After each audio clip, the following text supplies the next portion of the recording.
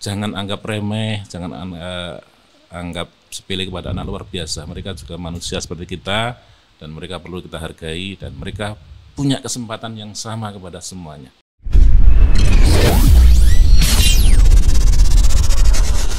Pemerintah Provinsi Jawa Tengah selalu memberikan yang terbaik dalam memberikan pendidikan untuk anak-anak yang ada di Jawa Tengah. Nah, tak terkecuali nih Kang Mas Bayu untuk anak-anak yang berkebutuhan khusus. Nah, kalau kemarin ini kita sempat berkunjung ke SLB Negeri Jonegoro yang ada di Temanggung dan hari ini Sita berkesempatan bisa mengunjungi salah satu SLB negeri yang ada di Kudus atau mungkin satu-satunya. Nah, nanti kita akan bertanya lebih lanjut nih Kang Mas Bayu karena Sita hari ini sudah ada di SLB Negeri Purwosari Kudus dan sudah bersama Sita siang hari ini ada Bapak Edi Sujito SPD selaku Kepala Sekolah dari SLBN Negeri Purwosari Kudus. Selamat siang Bapak. Selamat siang Mbak Sita. Alhamdulillah hari ini kita bisa ketemu siang hari ini ya Bapak ya. Bagaimana kabarnya Pak Edi? Alhamdulillah baik sehat. Alhamdulillah Sita juga baik nih Bapak ya. Ini senang sekali Sita bisa ketemu dengan Pak Edi di kesempatan siang hari ini ya Bapak. Ini kira-kira lagi ada kesibukan apa ini Pak Edi? Alhamdulillah untuk kali ini SLB Purwosari baru sibuk-sibuknya karena mendapat bantuan DAK dari provinsi. Sehingga mohon maaf mungkin nanti tempatnya agak berbeda dengan sebelum-sebelumnya Mbak Sita.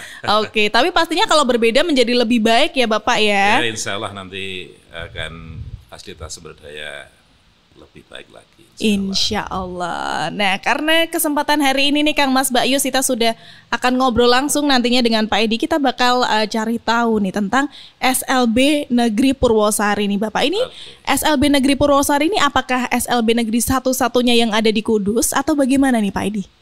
Mbak Sita, kalau di Kudus ini ada 5 SLB sebenarnya. Ada 3 SLB negeri dan 2 SLB swasta. Salah satunya yang negeri adalah di Purwosari ini. Kemudian ada yang SLB negeri Sendono, ada SLB negeri Kalimungu. Dan yang swasta itu ada SLB Sunan Muria dan SLB Sunan Kudus. Maka ini menjadi PR bagi kita mungkin ya. Kenapa di Kudus kok banyak SLB? Itu artinya mungkin di Kudus ini banyak anak-anak yang berkebutuhan khusus. Ini menjadi PR bagi kita semua mungkin terutama pemerintah daerah dan provinsi tentang kondisi kesehatan keluarga di Kudus ini.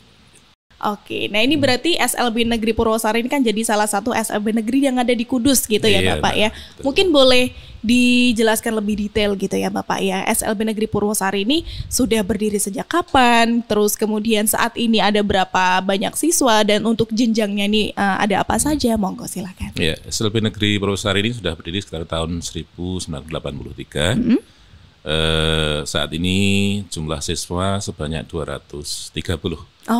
Yang di sana terdiri dari berbagai macam kekhususan, ada yang tunanetra, ada yang tunarungu, ada tunagrahita dan tunadaksa dan autis. Dan semua menjadi satu sekolah ini.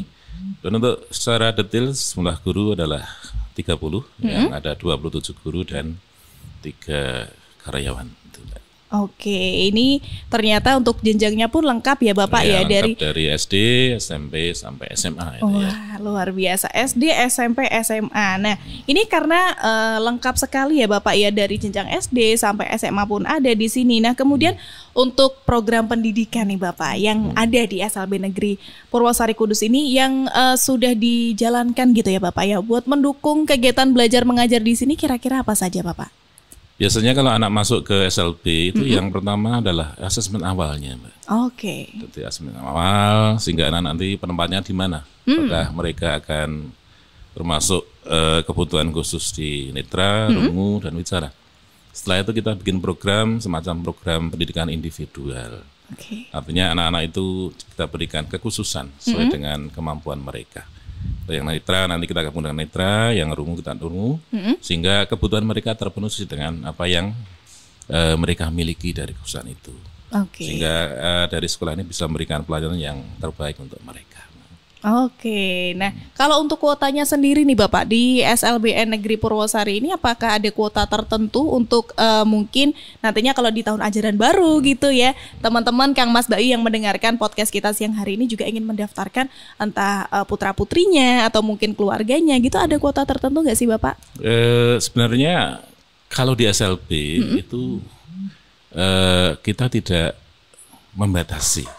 Tapi karena keterbatasan jumlah guru, maka kita membatasi. Maka kalau yang di SLB Purwosari ini kita bikin yang kita keluar berapa, artinya yang kelas 12, SMA kelas 12 itu keluarnya berapa, ya nanti yang kita ambil itu ya sejumlah itu. Karena zero masuk. Sebenarnya banyak anak-anak yang mungkin belum tertampung, Mbak. Tapi kita usahakan, kita berikan kepada teman-teman yang terdekat, SMP terdekat, untuk menerima anak tersebut. Oleh karena itu agar mereka bisa terlayani dengan baik dan menerima akses pendidikan sesuai dengan kemampuan mereka. Oke, wah luar biasa. Ini berusaha semaksimal mungkin ya Bapak ya. Iya, untuk Bapak Ibu yang ada di sini, Bapak Ibu guru pengajar gitu pastinya ingin memberikan yang terbaik untuk anak-anak yang bersekolah di sini seperti itu ya. Nah, tapi kalau ngomong-ngomong soal sekolah mengajar anak-anak ini pasti tidak lepas dari peran seorang guru gitu ya Bapak ya. Apalagi ini mengajar di SLB. Nah, pastinya kan ada tantangan tersendiri ya Bapak ya yang dirasakan entah dari Pak Edi ataupun dari Bapak Ibu guru yang lain. Nah, kira-kira selama ini nih Bapak, ada nggak sih Bapak tantangan untuk mengajarkan dari anak-anak di SLB Negeri Purwosari ini?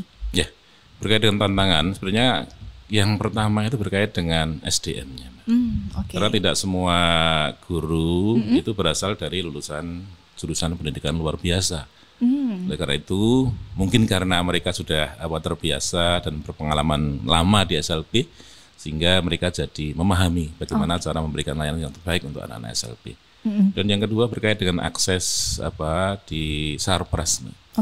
Sarpras ini mungkin di antara SLB ini kan harus ada yang berbeda dengan sekolah-sekolah umum. Tapi sebenarnya itu harus sekarang ini semua Sarpras dimanapun sekarang harus memberikan akses untuk anak-anak luar biasa. Temuan untuk anak tunanetra itu harus ada tracing dog-nya misalnya, sehingga mereka itu bisa memberikan layanan yang baik untuk anak-anak berkebutuhan khusus. Dan di sini pun alhamdulillah untuk tahun ini kita berusaha memberikan layanan kepada anak-anak tunanetra, tunarungu itu sesuai dengan kemampuan mereka, sehingga mereka bisa belajar dengan baik insyaallah begitu. Nah, kalau salah satu program unggulan gitu Bapak di SLB Negeri Purwosari ini adakah? Kalau berkait dengan program unggulan di SLB itu adalah pengembangan minat dan bakat. Berkait dengan seni dan keterampilan anak-anak. Sehingga mereka punya potensi sekecil apapun kita berikan layanan kepada mereka. Keterampilan misalnya di sini ada tata boga, anak-anak dilatih cara membuat masakan atau bahkan kira-kira nanti yang bisa dijual dan bisa dipakai untuk kehidupan kelak ketika mereka itu sudah lulus dari sini. Kemudian di kegiatan batik misalnya, kegiatan cuci motor dan lain sebagainya. Kemudian untuk yang seni budaya di sini mungkin ada kegiatan pantomim sehingga bisa ada kegiatan puisi, ada qiraah, ada baca tulis Al-Qur'an dan lain sebagainya. Semua itu memberikan peluang kepada anak-anak untuk berekspresi dan istilahnya memberikan kepada mereka itu kesempatan agar anak itu bisa eksis. Wah luar biasa. Berarti kalau berdasarkan keterampilan itu dilakukan pengujian dulu kah, baru ditentukan nih bakat minatnya apa atau seperti apa Bapak? Biasanya kita berikan angket kepada anak-anak. Minatnya di mana? Dan nanti setelah itu kita asesmen.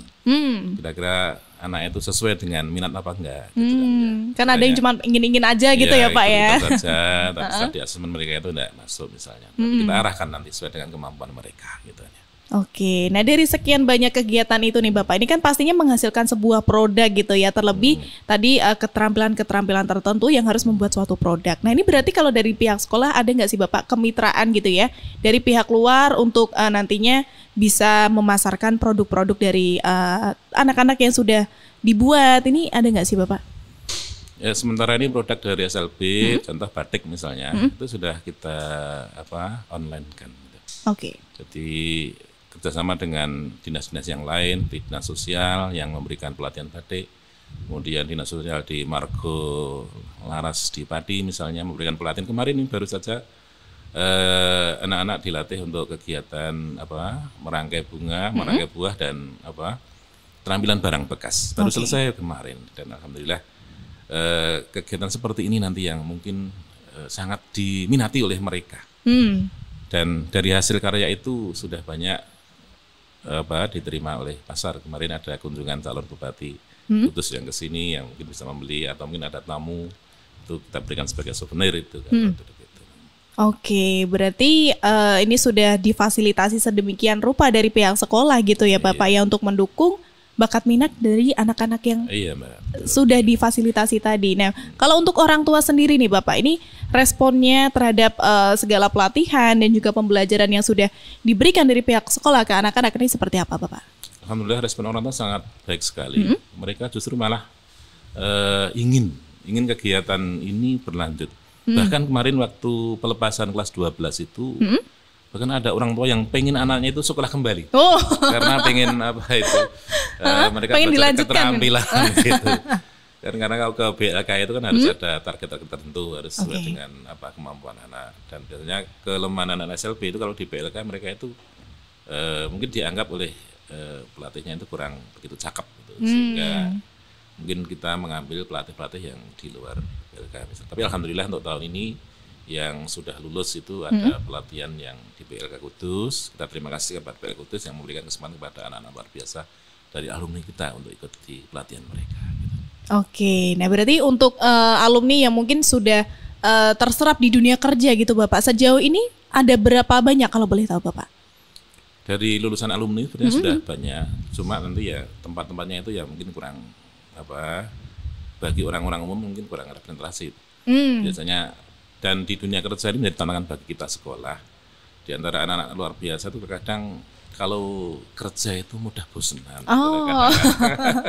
Sehingga mereka yang mau kerjakan itu mungkin kok tidak sesuai dengan target. Ini menjadi tantangan bagi kita atau sekolah-sekolah luar biasa pada umumnya agar anak-anak itu kalau kerja itu punya motivasi yang tinggi gitu.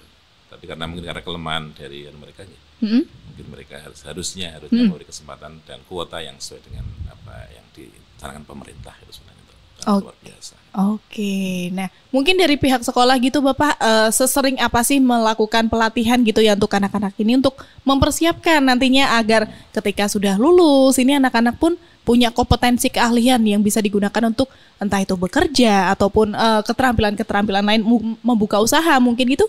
Sesering apa sih Bapak? Biasanya 1 semester 1 kali untuk pelatih yang mengundang dari luar atau kegiatan pelatihan ini.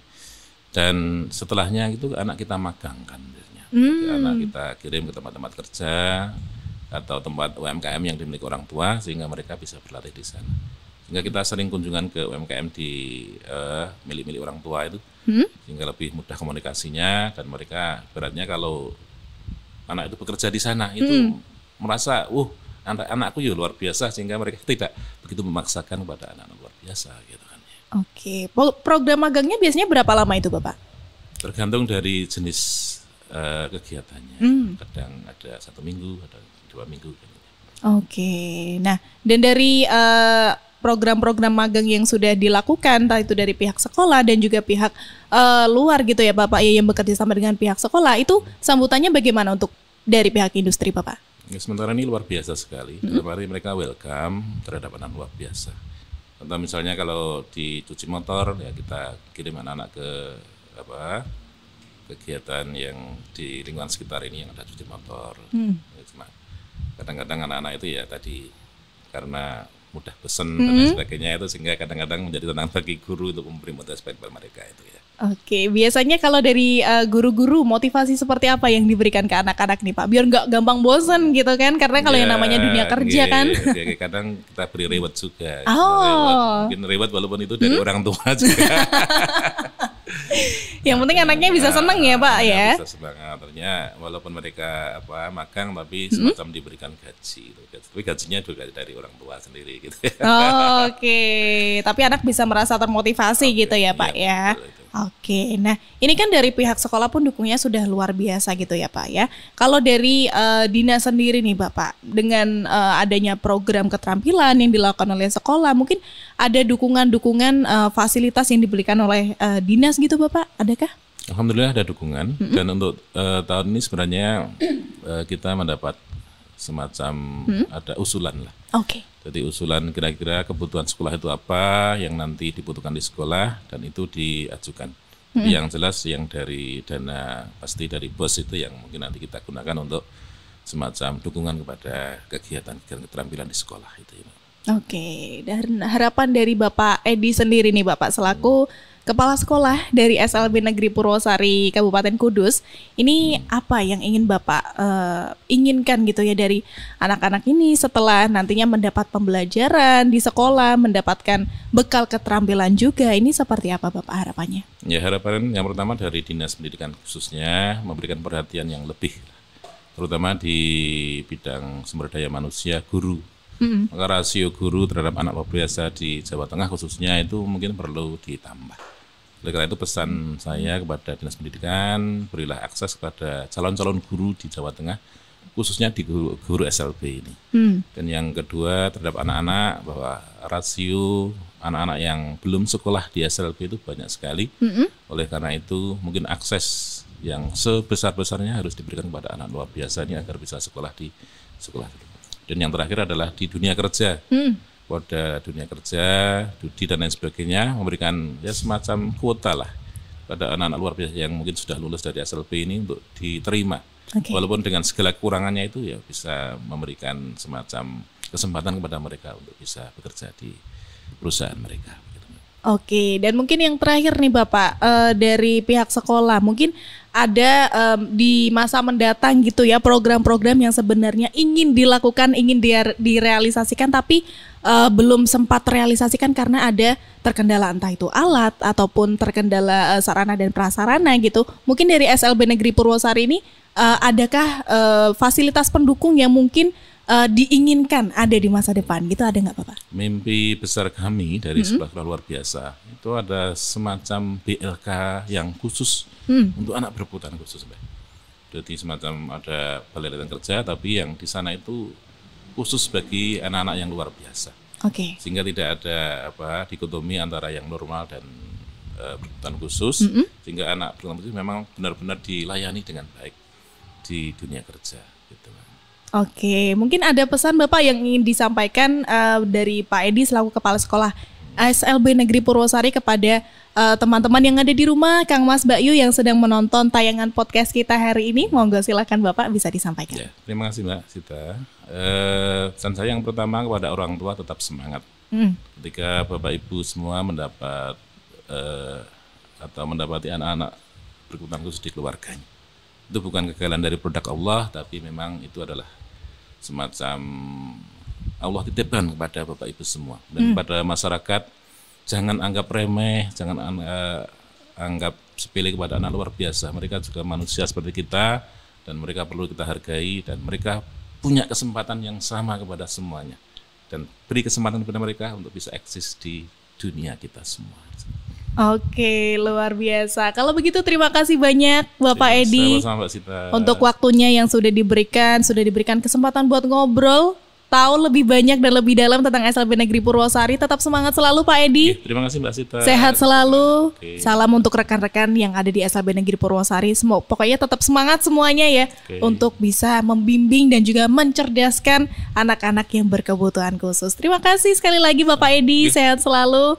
Dan terima kasih juga untuk Kang Mas Mbak Yu yang sudah mendengarkan dan juga menonton tayangan podcast kita hari ini. Dan untuk Kang Mas Mbak Yu yang ingin melihat tayangan seperti ini, jangan lupa untuk selalu subscribe YouTube channel kita dan juga untuk bisa menyalakan lonceng notifikasinya biar Kang Mas Mbak Yu tidak ketinggalan segala konten-konten dari Jateng Radio. Kalau begitu, Sita dan juga Bapak Edi pamit pada hari ini. Terima kasih. Wassalamualaikum warahmatullahi wabarakatuh.